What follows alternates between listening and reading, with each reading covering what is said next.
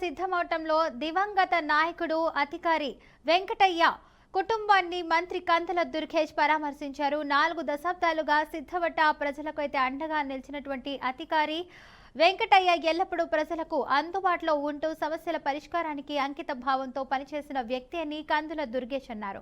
అధికారి వెంకటయ్య లాంటి నాయకుడిని కోల్పోవడం జనసేన పార్టీకి తీరని లోటు అని, ఆయన ఆశయాలను ముందుకు తీసుకెళ్లేందుకు సోదరుడు అధికారి అయితే కృష్ణ, తనయుడు అధికారి దినేష్ కొనసాగిస్తారని ఆశిస్తున్నామని చెప్పారు. అందరికీ అండగా నిలబడి ధైర్యంగా నిలబడి ఎవరికి ఏ కష్టం వచ్చినా కూడా నేనున్నాను అంటూ ముందుకొచ్చినటువంటి ప్రీతమ నేత అయినటువంటి వెంకటయ్య గారు అకాల మరణం చెందడం అనేది అందరికీ కూడా బాధాకరమైనటువంటి అంశం. ఆయన పోయారనేటువంటి వార్త విన్న వెంటనే చాలా బాధ కలిగింది. 63 సంవత్సరాల చిన్న వయసులోనే వారు పరంపదించడం